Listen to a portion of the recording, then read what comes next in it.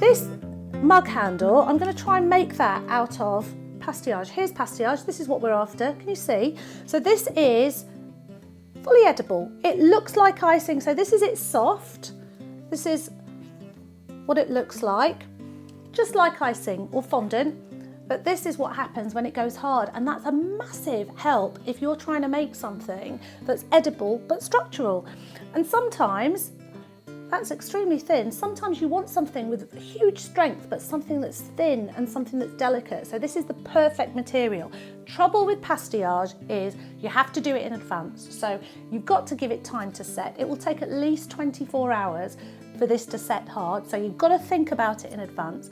But the truth is, whenever I'm doing a cake, I want to find those tools that allow me to create what I want to create.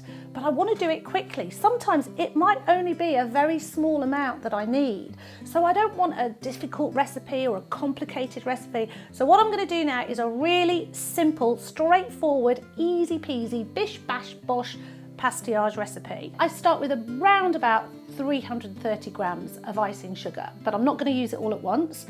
I've got an egg white, I've got Trex or vegetable fat, whatever form of vegetable fat, whatever brand that you have, and a teaspoon of tylo powder. I'm also going to need some cellophane and something to wrap it in, more than cellophane. I usually do cellophane and like a sandwich bag, because cellophane on its own, I should say cellophane or Glad wrap, that is actually porous. Some people don't realise that, and you've got to have something a little bit more robust to keep it from getting air dry.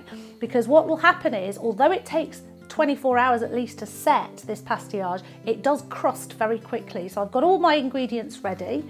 I've got about 330 grams of icing sugar, but I'm only going to use 260 to start with. That's my little magic figure, 260, and I'm going to put it in a bowl, and I'm going to create a well, and into the well I'm going to put my egg white. And all I do is start by mixing it all together. The trick is, when you've done this a few times, you'll see that sometimes it goes into a sort of light paste and sometimes it's quite a tough paste. And like I say, that's all to do with how much egg white you've got. And I genuinely think that's where I've gone wrong so many times before. Taking a recipe that's got a set amount of icing sugar and one egg white, and it comes out different every time. So this is my way to manage that. So to start with, I'm going to keep mixing this. There's 260 grams of icing sugar, the one egg white, I'm just going to mix it. I'm going to add tylo powder, so that's a teaspoon of tylo powder, and I'm going to continue to mix it all until it's incorporated. Then once I've got this paste, this is a little bit stiffer than I'd expect, so often I would be scraping a paste out of the bowl. Don't worry if that's what you've got.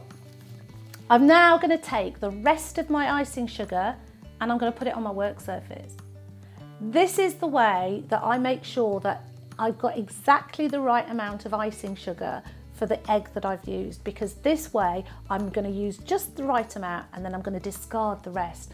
So in the same way that you try to cover your butter with flour when you're making a crumble, you don't just stick your hands in the butter, you cover the butter with the flour and try and keep that barrier between your fingers and the butter. I'm going to do exactly the same thing with this pastillage. So what I'm doing is I'm kind of coating this paste with the icing sugar that's on my work surface, and that way, as I keep kneading it in, I'm just keeping that barrier and keeping my hands from getting sticky and disgusting. And this is the way that I love to do it, because it means that every time I get it to just the consistency I want, and then I'm done. Now, as soon as I've got it to this stage where I can make it into a nice dough, a nice ball, I'm going to double coat that with some Trex. So I've got Trex on my hand. So Trex is just our brand of vegetable fat. I'm going to coat this pastillage, because if I don't, it will crust quite quickly. And then I'm going to double wrap it. So I'm double wrapping it with cellophane. And then I don't have a sandwich bag because I'm just very badly prepared. So hey ho, I've got a piping bag. I'm going to stick it in a piping bag instead, just to make sure that it's got that barrier. So I've now got my fabulous pastillage, happy with that. And what I need to do is now try and create this handle. So the first thing I'm going to do is roll it into a ball, try and make it nice and smooth. If you struggle doing this, just use a little bit of Trex on your hands. I keep saying Trex, I need to remind you, it's whatever vegetable fat brand that you use, but just keep that barrier on your hands and use it to roll it into a ball and then into a sausage. So I need to just gently get the shape. So I've got my mug, I'm using my mug as a template in a way and making sure that I get it as close as I can to the right width. Just need to use this cake smoother to keep it nice and flat. Cake smoothers just make that job a little bit easier, get that uniformity.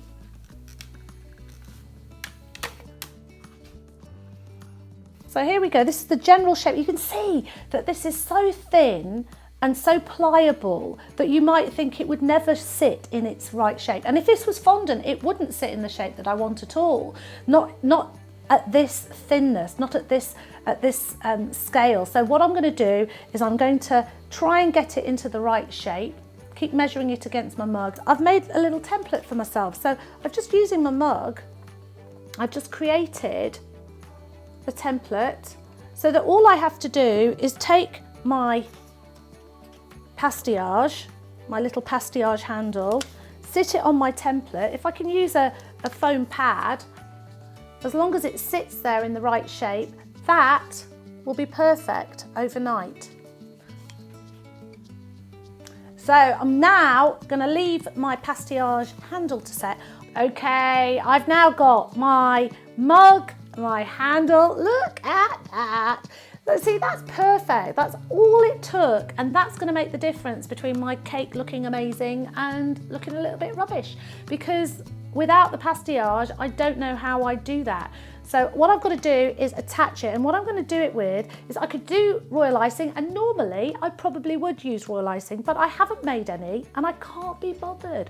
So instead, what I'm going to do is get some pastillage, some of the soft pastillage. I'm going to mix it with a tiny bit of water into a paste, and I'm going to use that paste to adhere my handle.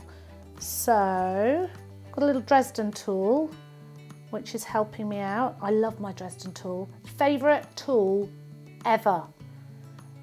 If my Dresden tool goes missing, I get very angry, like disproportionately angry.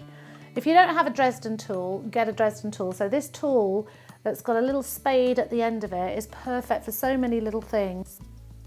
Got to be careful now. Delicate hands, Rose, delicate. Don't go in like a bull in a china shop, because you will break this pastillage.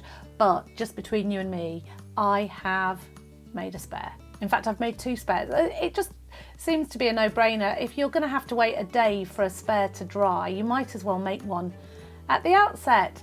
And this pastillage, this mashed up pastillage, is really tacky, so that is working a treat. Better than royal icing, I would say. Look, see, I told you to have faith in me. We're getting there. Actually, that was easier than I thought, if I'm honest. And all because the pastillage handle has turned out perfectly. Very happy with that. When that's all dry, ta-da! I got my tea, a nice cup of Rosie Lee, should we say. Time for tea and cake. I really fancy a bit now. I'm Rosie. Thanks for sticking with me. Until next time.